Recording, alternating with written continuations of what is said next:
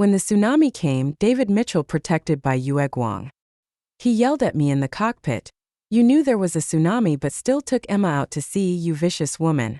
I steered the ship desperately and finally broke through the waves. But David asked the bodyguards to tie me to the bow of the boat, to let her also feel the feeling of being hit by the waves. The waves broke my bones. The shark tore my body apart. 3 days later, David finally remembered me. He said casually, "That woman knows she is wrong, right?" The butler's voice trembled. Madam has been bitten to death by a shark, and no body is left." Hearing this, David snorted coldly. That woman is so cunning that she even dared to disappear. It seems that she hasn't suffered enough. Blocked the entire ocean. I want to see where she can hide. But later, David found half of my finger in the shark's mouth. He is crazy. 01. The third day of being tied to the bow, David finally remembered me. Holding a red wine glass, he asked casually, "Does Sophia Brown know she's wrong?" Butler Murray was so scared that he was sweating profusely. After a long while, he replied tremblingly, "Mr. Mitchell, her husband, her wife, has disappeared." Madam was eaten by a shark. The wine glass in his hand was crushed, and David snorted coldly. "Butler Murray, I think you are tired of living. Listen to what you said, don't you think it's outrageous?" Well, after tying her up for 3 days and 3 nights, she should know she's wrong. Go tell that woman that I'll let her go as long as she's willing to apologize to Emma. Butler Murray immediately knelt on the ground. "Mr. Mitchell, I am not lying. Madam was really eaten by a shark. Not even a scrap was left. We fished for quite some time but only found a handful of hair." After saying that, Butler Murray handed over a wooden box. There was a tuft of hair inside. Black, long, straight hair. There was a flash of panic in David's eyes, but it was soon covered up. He raised his eyes and glanced at me calmly. "Don't think you can fool me by just messing with a few hairs. Do you think I'm a 3-year-old child?" After saying that, he asked Butler Murray to take him to the place where I was tied up. "That's the front of the yacht. The wind and waves are the strongest there. Every wave that comes can break my bones." Butler Murray pointed to the bottom of the boat in despair. "It's gone. The lady is really gone." David stood on the deck and looked down from the bow. But there was nothing under the boat except the bloody marks left by my struggle. David sneered, "See? This is the handprint of her climbing up. This woman is very clever. I really underestimated her." 02. This time, Emma Johnson came out of the cabin, her face pale, and she stumbled into David's arms. "Brother David, what happened?" Then she looked down the boat and said, "Oh, I feel dizzy. My fear of the deep sea has come back. David, I'm so scared." David picked up Emma and covered her eyes affectionately. "Don't look, you are timid." As he walked towards the cabin, he turned back and told the butler, "That woman dared to disappear, make sure to find her for me." Emma threw herself on David's shoulder, breathing weakly. "Brother David, please stop punishing Sister Sophia. Although she grew up by the sea and is very good at swimming, she couldn't handle it. It's all my fault. I shouldn't have followed her to the sea and made you worry." Hearing Emma say this, David felt even more distressed. He glanced in the direction I disappeared. "It's because you're too kind that that woman took advantage of you. Did she lie to you that you could see pink dolphins today? She lied to me before, too." Emma burst into tears. "It's all my fault. Sister Sophia just said something casually. I insisted on coming here. I almost killed everyone. Everything is my fault. Don't blame Sister Sophia." "Emma, it's not your fault. It's that damn woman's fault. She lied all the time and was very vicious. It's time for her to be taught a lesson." 03. Hear this. I laughed. "I'm a marine biologist and have spent my life searching for pink dolphins. Pink dolphins are extremely rare and have very high scientific research value. There is also a legend in the ocean world that ordinary people will be lucky in their lives if they see a pink dolphin, and couples will live together forever if they see a pink dolphin. 5 years ago, David and I weren't in a relationship yet. That day I received a report that traces of pink dolphins were found in the sea area I am responsible for. I went looking for it regardless of everything. When David heard that we might see pink dolphins, he got on the boat with me without saying a word. Unfortunately, not only did we not see any dolphins, we also encountered a storm. The satellite communication phone was damaged. We were isolated and helpless and drifted on the sea for half a month. He was shivering and frothing at the mouth due to hypothermia and fainted. I used my body to warm him. Without fresh water, he was on the verge of dehydration. I cut my wrists and fed him with my blood. The first thing he did after he woke up was to propose to me. He said that although he didn't see the pink dolphin, meeting me was the luckiest thing in his life. So, hearing him say that, I really wanted to rush over to question him and ask him if he had never believed in me. I asked him if he blamed me for everything that happened 5 years ago. But I can't do it, because I'm already dead. 04. After coaxing Emma to sleep, David found housekeeper Murray again. Even if I have to turn the boat upside down, I will find Sophia for me. Emma is right. Sophia grew up by the sea and is very good at swimming. She must have hidden somewhere. I just tied her to the bow to let her calm down, but she played the disappearing trick. When I find her, I will definitely teach her a lesson. But he finished. With trembling hands, he took out his cell phone and made a call. I recognized that number. It's from the Ocean Search and Rescue Team. He said, "My wife may have fallen into the sea. Send someone here quickly. I need support. Block the nearby islands. Check the people who came ashore. Immediately. Immediately. I can pay any price." After hanging up the phone, he fished out a postcard I had sent him before, with a picture of a little pink dolphin on it. He stared at the dolphin in a trance. I don't know what I remembered. Suddenly he tore the postcard into pieces and threw it into the sea. Liar, all liars, it's not enough that they lied to me, they also lied to Emma. 05. Turn out to be. He thought I was the one who tricked Emma onto the ship. But it was clearly she who insisted on going out to sea with me. At that time I decisively rejected her. The sea is very dangerous. Don't think it's calm now. It may be stormy in the next second. Sophia-san, do you mean there will be a tsunami today?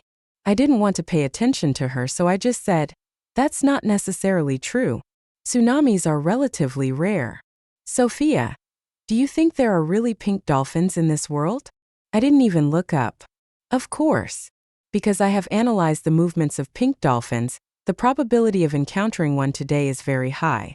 Unexpectedly, Emma recorded these words and sent them to David, cutting out the beginning and the end. She acted very silly and innocent. David, Sophia said we will see pink dolphins today. She wants to take me out to sea. If we see dolphins, I will take a photo for you. I want to witness the miracle with you. After saying that, she sneaked into the boat while I wasn't paying attention. 3 hours later, the monitoring station received a tsunami warning. David came to us angrily with a group of people on a private yacht. Strong winds and heavy rains at sea triggered a tsunami. The boat was about to capsize. It was me who turned the tide, relying on my many years of sailing experience. His hands were covered with blisters, but he still managed to control the boat, successfully avoiding the huge waves and saving everyone on the boat. But David turned around and blamed me. He said that I knew there was a tsunami but still insisted on going out to sea, and deliberately brought Emma, who had a fear of the deep sea, onto the boat. It was me who almost killed everyone. He pointed at my nose and cursed at me, saying that this was how I coaxed him into marrying me many years ago. Everyone on the boat looked at me with contempt. I heard someone say, "That's disgusting. That's how you become Mrs. Mitchell. Isn't this just forcing oneself? This woman is really unscrupulous in order to get to the top. Yeah, she almost killed all of us this time. She really deserves to die. I can't make any argument." He ordered me to be tied to the bow of the boat. He said he wanted to teach me a lesson. The sailors bared their yellow teeth with ill intent. I really want to taste Mrs. Mitchell. As they dragged me, they pinched my thigh and said, "Your skin is so tender." After taking advantage of me, he tied me tightly to the bow of the boat. "But David, I have your child." These words disappeared in the wind and waves. David couldn't hear.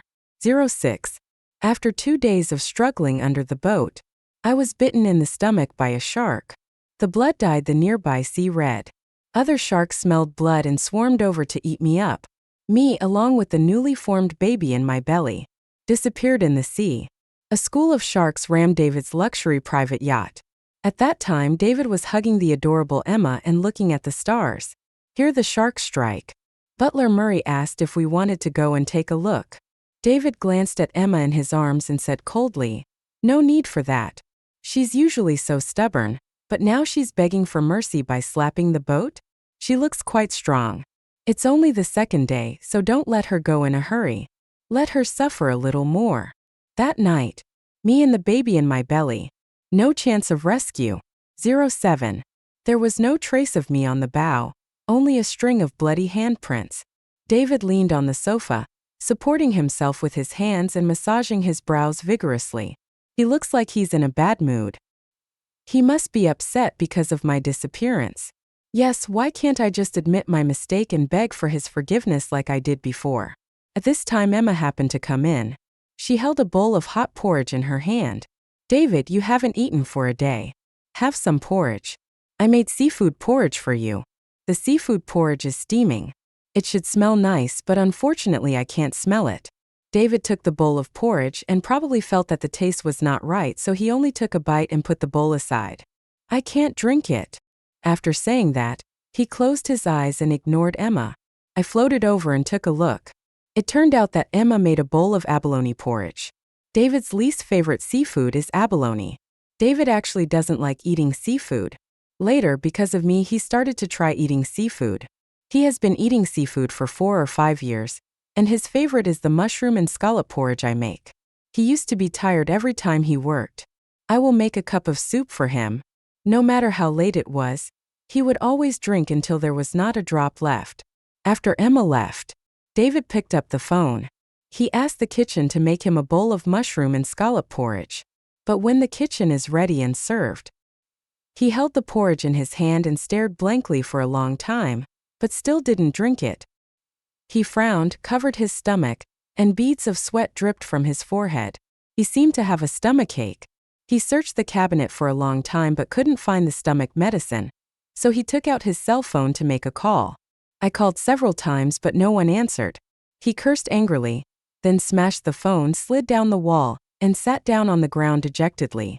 I floated over and took a look. It turned out that he dialed my number subconsciously. David has always had stomach problems, and I am usually responsible for organizing the medicine box at home. He didn't know where the medicine was. He never had to worry about these things before because I was the one who kept his life in order. Now he can't find the medicine and starts thinking about me. 08. Butler Murray and the people on the ship did not sleep all night. They searched the whole ship but couldn't find me. "Mr. Mitchell, we have searched 3 times and still can't find any trace of Madam. Do you think Madam is she really?" "Shut up. That woman is very tough. Even if you all die, she won't die. She must be hiding on a nearby island. Search. Don't miss any of the nearby islands. Things have come to this." He still doesn't believe I'm dead. I suddenly felt a little curious. If he really knew I was dead, what will be the reaction? 09. The ship finally docked. David ordered everyone to get off the boat, cut off the water and electricity, and seal it tightly. He said, "If this woman is still hiding on the boat, I want to see how long she can hold out. Also send out all the helicopters, drones, and search and rescue boats at home. I don't believe that we can't find her." Emma saw that David looked unhappy and quickly comforted him. "Brother David, don't be angry. What if you get angry and your body gets damaged? I believe that Sister Sophia didn't mean it. She just wanted to play a little. When she has had enough fun, she will come back." David was so angry that he turned red. "If you have the guts, never come back." He was actually right. This time, I can never go back.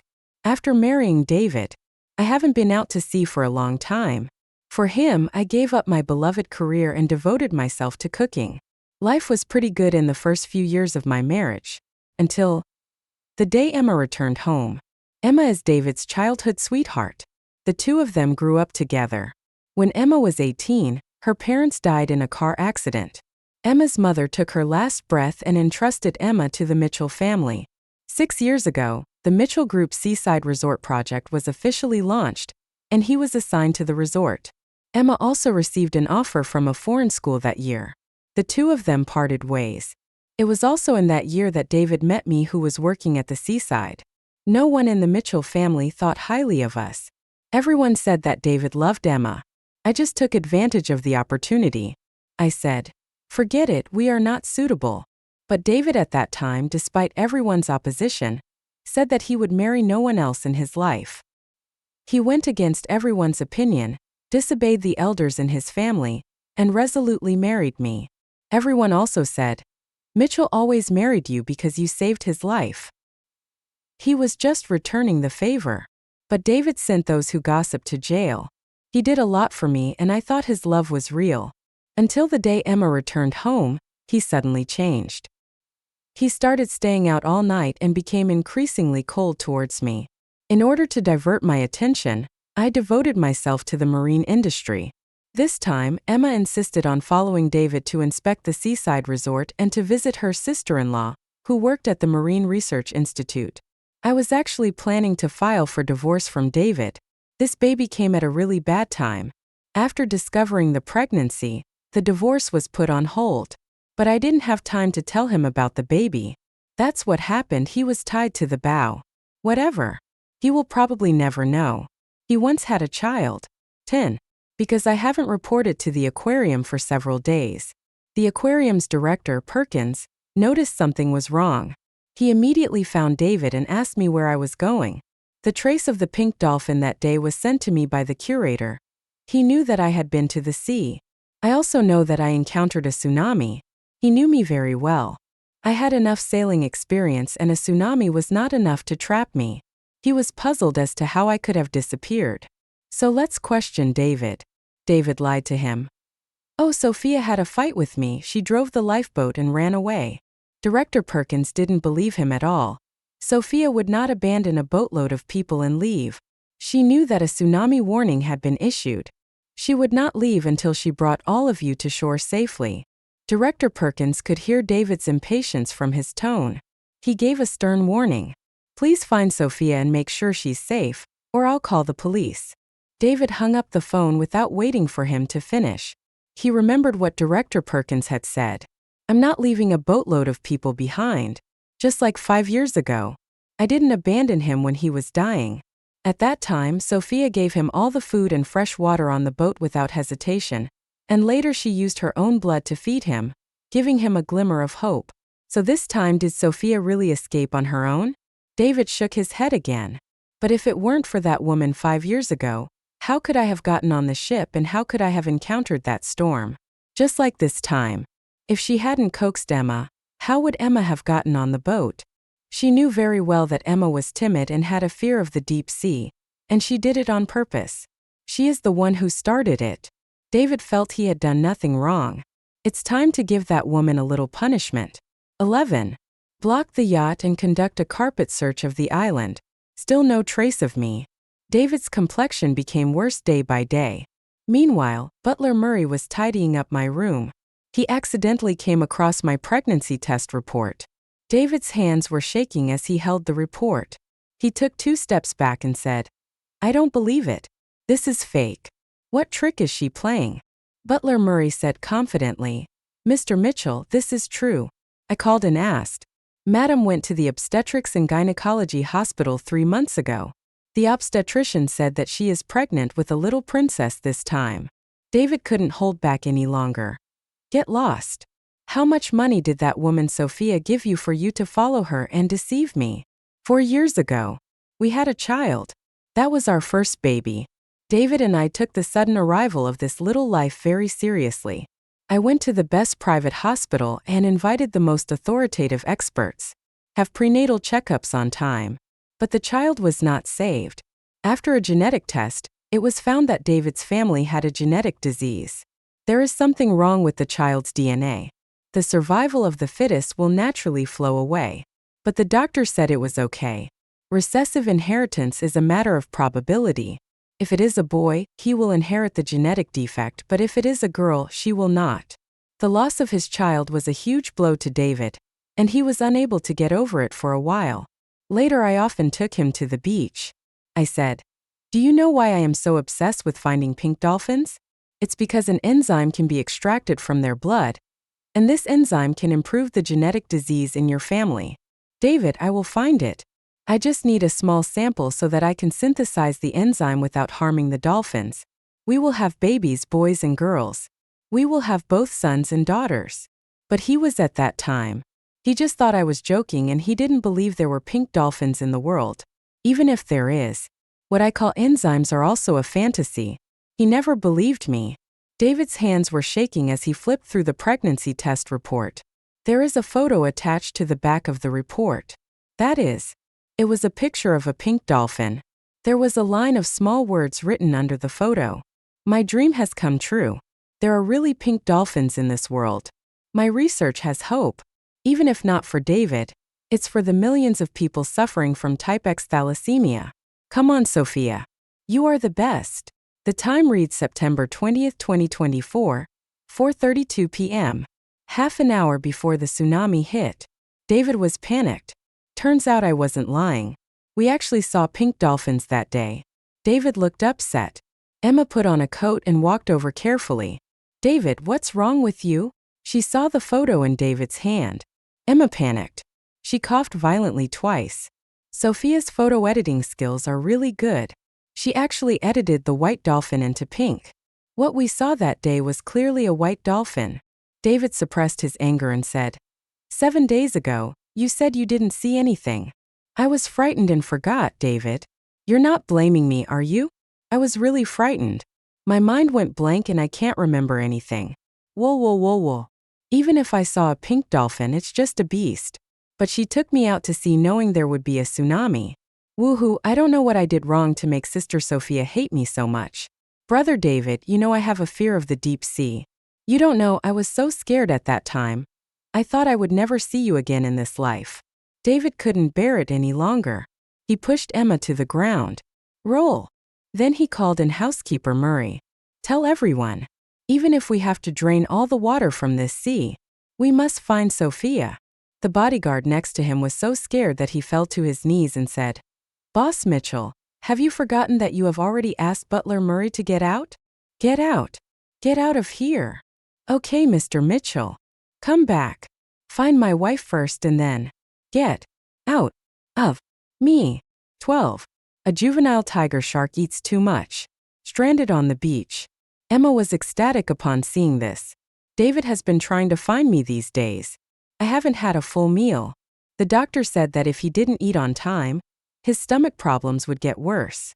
To this end, Emma thought of many ways, but even inviting a 5-star chef to cook for her, it was of no avail. David said, I was so angry with that woman that I couldn't eat. Although I said something wrong 2 days ago and made David angry, but since she grew up with him, Emma knew that David was just saying that out of anger and he wouldn't really be angry with her. Maybe if she cooks for him next time, David won't be so mean to her. In just over a week, David lost a lot of weight. It's time to make David a nutritious meal to nourish his body. Thinking this, Emma sent someone to carry the little tiger shark into the hotel kitchen. She plans to make a braised shark's fin. This is a dish she specifically learned from a chef. This dish has a rich and fragrant flavor, and the shark fin melts in your mouth, making it perfect for nourishing the body. I heard that after marrying Sophia always talked about protecting marine life and never ate shark fin. He didn't eat it himself and didn't let David eat it either. Emma shook her head and laughed. Sophia is such a hard-working woman. Emma asked the bodyguard to carry the tiger shark into the kitchen and prepared to do it herself. Shark fins can be cut off and made into braised shark fins or shark fins with sauce. The fish can be made into meatballs or sliced and grilled. The little shark is fat and beautiful, with a round belly, thin skin and tender meat. It must taste delicious. Emma hummed a little tune as she cut open the tiger shark's belly. The tiger shark's already bloated belly suddenly burst open, and a lot of red, green and colorful things poured out from it. I am floating in the air, unable to stop retching. What gurgled out of the fish's belly was nothing but my broken body. Emma, what are you doing? Why does it stink so bad? The shark had a strong fishy smell, so David followed the scent and went to the kitchen. At this time, Emma was already terrified. David covered Emma's eyes with his hands and said, It's okay. This happens a lot at the beach. It may not be a person. It could be a sea lion or a sea otter. Yes, I grew up by the sea. I have heard many stories about sharks eating people. When I first started dating David, we would exchange secrets under the stars. I said, although I grew up by the sea, I am most afraid of sharks. David blinked and asked me why. I stared at the starry sky in a daze. When I was 5 years old, my father was out fishing when an adult megalodon overturned his fishing boat. Neither the man nor the boat returned. David hugged me tightly after hearing this and said, Sophia, it's all over. I will protect you well in the future. I won't let sharks hurt you again. But now, the opposite happened. 14. When David saw the shark, he was stunned at first. Then he immediately called someone to clean the kitchen. I can still remember what happened that night clearly. I still can't forget the pain of being torn apart by a shark. I am floating in the air, gnashing teeth in hatred. It seemed as if God heard my curse. The filthy trash can was accidentally kicked over by the servant. The trash can rolled twice on the ground, with a blood-stained diamond ring inside. Roll out from a bloody mess. The diamond ring fell to the ground with a loud noise. David was just about to leave with Emma in his arms when he was suddenly attracted by the sound of a ring falling to the ground. He turned his head silently. Next second, he knelt on the ground. Hold up the ring. David brought it to me personally when I got married. Mitchell's family was very rich at that time, and he said he would give me the best. David originally ordered a pigeon egg worth 7 figures. But I laughed and teased him. Mr. Mitchell, how can I work if you ask me to carry a house with me at all times? At my request, he changed it to a smaller one. The diamond on the ring is very small, but he personally engraved our initials on the inside of the ring. I have always treasured it. The ring is worn all year round and never taken off. David obviously knew it too. He slowly squatted on the ground and picked up the ring. This is the engagement ring that Sophia and I got together. Impossible, ha ha ha ha. This is impossible. He stared at the trash can and started laughing. Then he started digging at the bloody flesh like crazy. Finally, in the middle of a pile of rotten meat, I dug out a piece of finger. There is a small tooth mark on the second joint of my ring finger, which is the mark of stitches I got after being bitten by a dog when I was a child. David finally believed it. His face turned pale and he fell to his knees with a thud. Impossible, ha ha ha, impossible, this can't be Sophia. She is such a good swimmer. She swims like a loach, ha ha. She must still be alive and hiding from me. He grabbed the terrified Emma. Emma, this isn't Sophia, this is fake. She's kidding me, someone who's doing this. Take this thing out and throw it away. Keep looking. Call international rescue. No matter how much it costs, you must find Sophia. Even if she hides at the end of the world, I will find her. He cried and laughed at the same time as if he had lost his soul. He then tried hard to put the ring on his finger. Sophia, tell me this isn't true, you're hiding, you're kidding me. Look at him with tears streaming down his face. I just find it funny. Didn't he think that I would die when he had me tied to the bow of the ship? Who is he showing this to? The servants were trembling with fear, and no one dared to touch the mass of flesh and blood, until someone found a piece of my clothing in the shark's stomach. David completely broke down. 15.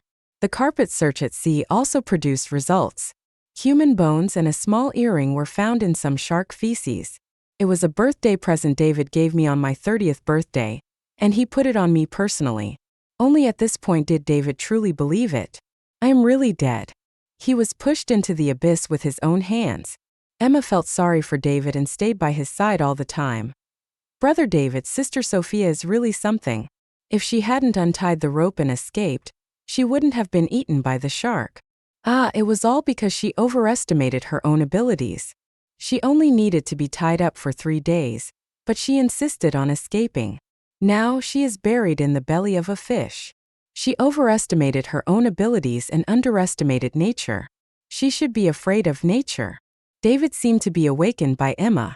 His overwhelming hatred now had a way to vent. He said, "Strangle all the sharks in the nearby waters. I want to avenge Sophia. It was them.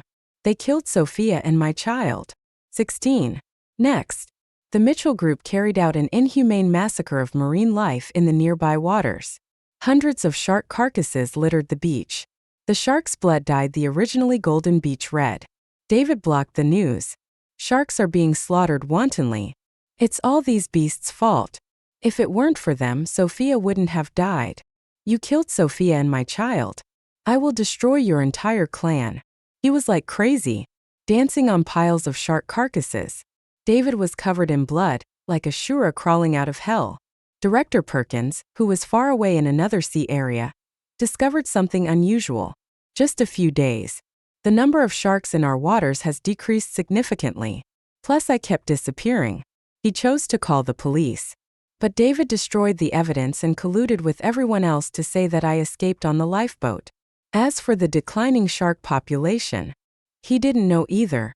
He was just a businessman, not a marine biologist.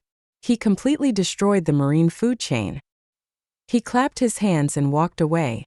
Half a year later, with the strong matchmaking of the Mitchell family, he married Emma.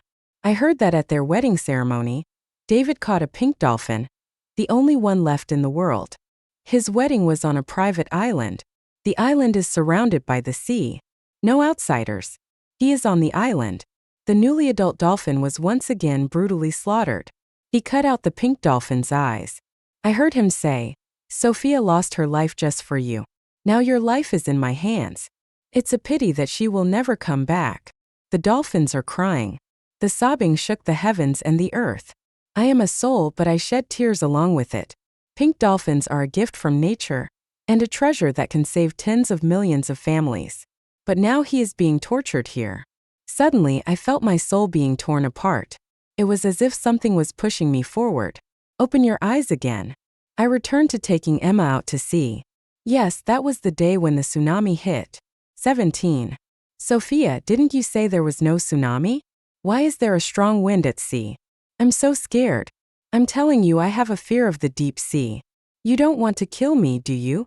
The low roar of the pink dolphin still echoes in my ears. I suddenly remembered the day I died. In my dying moments, I seemed to see the pink dolphin again. It was the one I had been looking for all my life, and it was right in front of me. It jumped out of the sea, leaving a rainbow in the sky. At that time, I made a wish to it. If I could do it all over again, I would protect myself better. It hurt it, so it gave me half a year to wake up. Let time go back and take me back to the day when I went out to sea. 18.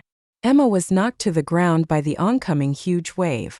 She cursed me in the wind and rain, said I was going to kill her. Then she was right. But it's not me who wants to kill her. It's her who wants to kill herself. People should always have awe for nature. I will return this sentence to her verbatim. I checked the voyage recorder. Make sure there are no problems with the instruments. Next, just wait for the fish to take the bait. Really. In the wind and rain, I saw David, who came anxiously to me. This time he also brought the huge yacht. Emma, I finally found you. The tsunami is coming. Hurry up and get on the boat. Sophia's boat won't last long. Emma jumped on board without hesitation. As soon as she got up, she threw herself into David's arms and sobbed, "Wow, wow, wow, I'm sorry, David, I made you worry. Please save Sister Sophia. She didn't bring me here on purpose. She really didn't know that I almost drowned when I was a child, so I'm afraid of the sea. Besides, she didn't expect a tsunami to happen." David looked at me, who was soaking wet, and said coldly, "She is an oceanographer. How could she not know there was a tsunami? She did it on purpose. What a vicious woman." In my previous life, I didn't want to board his big ship. But there were more than 20 people on the boat. Who are the fathers and who are the children? I don't want to see innocent people die in the sea. So I followed him onto the boat. But my soft-heartedness in the previous life only brought me endless humiliation. This life, I choose to respect the orders of others. I said to David, "A big ship has a big target and can't withstand the wind and waves. David, you all come to my small boat." Emma was terrified again when she heard this. "Brother David, I don't want to go on her boat. When the waves come, her boat creaks and squeaks. I'm scared." David sneered after hearing this. "Just relying on your shabby little boat? Sophia, don't be ridiculous. Your boat will break into pieces if a wave hits it." Seeing that I didn't make any move to get on the boat, David felt that I had embarrassed him. He waved his hand and ordered the sailors to remove the ropes. "Well, I gave you a chance, but you are always so self-righteous. So you can just fend for yourself." A group of people stood on the deck and looked at me. They all looked at each other with mockery. Emma lay delicately in David's arms. He mouthed to me, "You're dead." Actually, David didn't really want me to die at that time. He just wanted to teach me a lesson. Want to see me crying and begging him to save my life. After all, it was 5 years ago. That's how he begged me, crying. At that time, he was seriously ill and dying. He grabbed my hand tightly and said, "Please, please don't abandon me, please save me." Back then, I never thought of abandoning him. But this time, I really don't want him anymore. 19. The waves quickly separated the two ships. Next, a strong wind blew. Huge waves rose in the sea. The boat is nimble. The boat was light, and with my years of experience, I dodged one huge wave after another. Successfully avoided the tsunami. But the big ship was not so lucky. David's ship soon disappeared in the wind and waves. The sky finally cleared up. The day I went ashore, I received the news that David's yacht had sunk. Their boat was overturned by the first huge wave and never came up again. All 25 people on board were killed. As a survivor, I was investigated by the police. The cruise recorder on the research vessel recorded the incident. I am innocent. Even the one who was abandoned. God helped me. Let me survive. But the police let me go. But the Mitchell family had no intention of letting me go. David's mother insisted that I was the one who killed David. If I didn't work at the beach, David wouldn't have insisted on going there. Even if the facts were right in front of her, she would not admit it. She wanted to kill me to accompany David. I didn't say anything and threw out the pregnancy test report. "Mrs. Mitchell, you can kill me, but you have to ask the baby in my belly. This is the only bloodline of David left in this world." As soon as she finished speaking, David's mother burst into tears. Yes, Mitchell's family has a history of genetic diseases, and there are few male descendants in the family. After several generations, by the time of David's mother, David was the only son left. I approached David's mother and whispered, "Don't think I don't know what you did to get the resort land. If you don't do what I say, you will end up in jail." David's mother couldn't catch her breath and was sent to the ICU because of me. After David died, all of the Mitchell family's assets fell into my hands. David's mother was speechless, and for the sake of Mitchell's descendants, she had to agree to my request. I took out a large portion of the money, continued to invest in marine business. Sharks eat people. But it's not scary. What's scary is human beings. Just live in harmony with marine life. Do not invade their territory. They will not do anything to harm humans. The scene of David killing a shark in his previous life is still vivid in my mind. In this life, I will do my best to protect the marine ecology. Give them a piece of pure land. 20. 1 month later, a baby tiger shark was found stranded on the beach. The tiger shark had been dead for a long time, and its body had become gigantic. As the climate gets hotter, its belly swelled and exploded. The blood in his stomach flowed all over the floor. It flowed out along with the blood. It is a small section of a human finger with a ring on it. I covered my mouth and sneered. "You knew to wear a ring before you die? It's too late. How could a man love a woman who has seen him at his most miserable and embarrassed?" I was a witness to David's most embarrassing moments. He got better later, but whenever he saw me, he would be reminded of the terrible things that happened 5 years ago. He didn't know why he married me. Did he treat me as his savior? Or did he fall in love with me unconsciously? So he was very conflicted, constantly testing me and hurting me, leaving me physically and mentally exhausted. David took off his wedding ring on the day Emma came back. Before he died, did he think clearly that he actually loved me? Disgusting and crazy. Fortunately, he is dead. I ordered the beach to be cleaned up. Someone said, "Sophia, why don't you check this finger to see if there are any missing persons recently? It's so tragic. He was eaten by a shark. I wonder how worried his family must be." I shook my head. No need, maybe his family has already forgotten him. The beach was cleaned. Waves came one after another. Wash away the sins above. A pink dolphin jumped out in the distance. It jumped out of the water. Chirp to your heart's content. Draw a rainbow in the sky. This time, the sky really cleared up. End of full text.